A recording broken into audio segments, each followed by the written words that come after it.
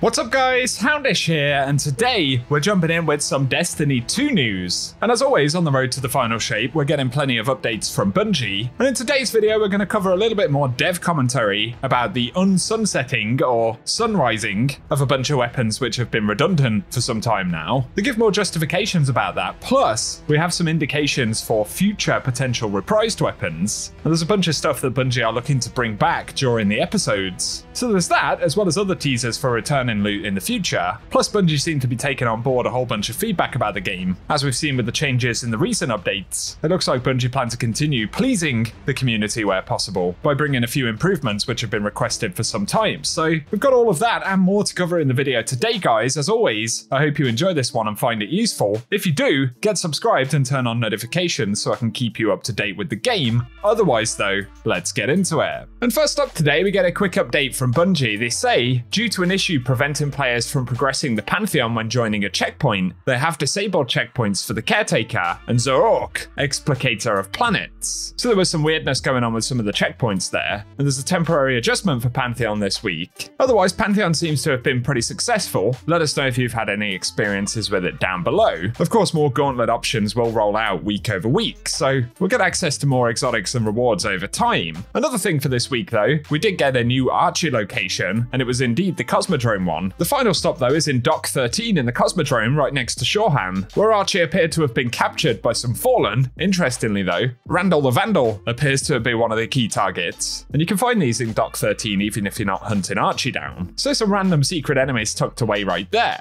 Up next though, let's talk about some other elements, and as Bungie announced a few days back, they are going to be removing the power limit cap on a bunch of sunset gear in the game, which essentially means they're undoing sunsetting. And there's been very mixed feedback about this in the community, especially given that lots of the items which have been sunset have now been deleted from players' vaults. So there's a mixture of both positivity, but also the frustration of knowing that weapons that we had years back and we've now deleted could once again be relevant. But Josh Kalinske from Bungie offered a few more insights as to why this change is happening. And he said, unsunsetting weapons was a big decision for us to make, and we understand that many of you have deleted weapon rolls that you loved. But to dig a little deeper, sometimes in order to build the best game today, we have to make pivots to decisions that were made in the past. And that's the nature of live service game development. And at the end of the day, the ability to play with others is an essential part of the DNA of Destiny, and these power changes look to make playing Destiny with others easier than ever before. And as stated in the TWID, we'll be working on ways to return more of those classic weapons back to the hands of Guardians and better than ever, much like what we did with the Brave Arsenal. And we know that some people will be upset about this change, especially given that Bungie said you could delete sunset weapons and now we've changed course. These aren't things we foresaw, but we believe this is the right move for the success of Destiny in 2024 and beyond.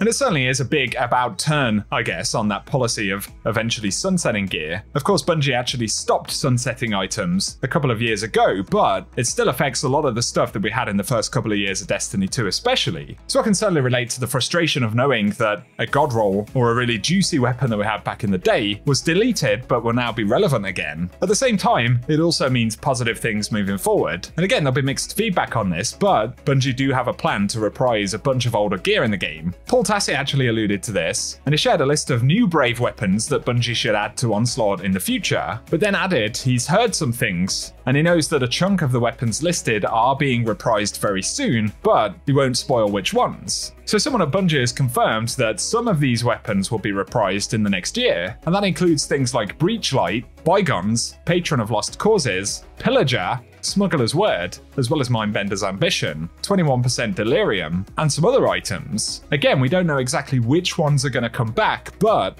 it would appear that alongside the episodic cadence for the game, Bungie plan to do more reprisals. Another indication of this, but as Destiny Bulletin shared right here, the Perfect Paradox shotgun was spotted in the Final Shape showcase recently, so it seems that it will either return in the Final Shape itself or the Echoes episode, which is launching more or less alongside it. Either way, more of these weapons will be available again in the future. Some players will definitely complain about Bungie reissuing weapons. I personally don't have a massive issue with it whatsoever, especially as long long as we continue to get a handful of new stuff in the game, right? I would also hope that for the episode specifically, Bungie don't lean on reprisals as a sort of core part of the loot pool. And to me personally, if we get 8 or 10 brand new weapons in an episode which are really good, as well as 8 or 10 reprised weapons from the past, or even less than that, I think that's a positive surplus, as long as Bungie aren't leaning on it as the new content, right? As I think that's where the problem will start for more players in the community. Give us your thoughts about it down below. In terms of recognizing player feedback though, Paul Tassi had also said it feels like they've cracked open the Scrooge McDuck vault of player requests in the last 3 months. And Cosmo indicated that Bungie planned to continue this, and he said, let us know what else you'd like to add in the future. And I think if Bungie continues on the same trend as they have been recently, especially if Final Shape does really well and the episode content is entertaining, I think we could be back on course for a much more positive couple of years for the franchise. So let us know what you think as well. My final mention for today though, and Bungie dropped a couple of extra trailers for enemies that are coming in the Final Shape,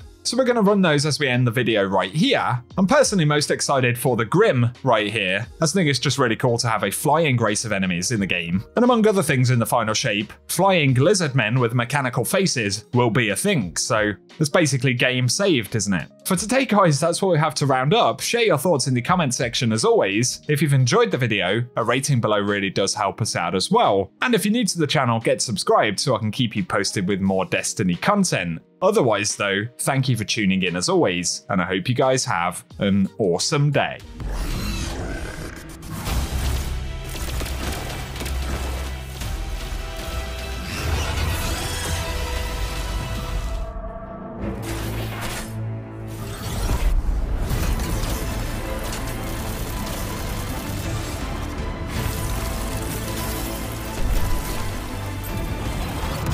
Powerful gear for a powerful guardian. Good luck.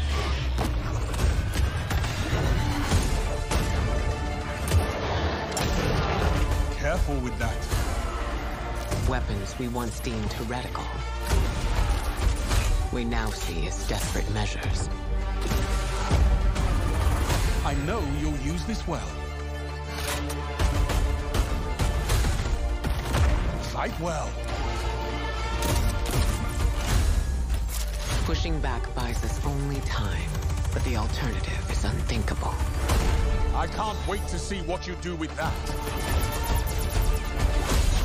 Magnificent. Nice.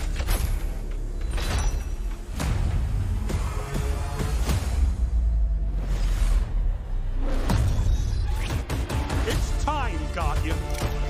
Crush them. Let them come. Show me what you've got! So if the enemies of humanity want war, let's give them war.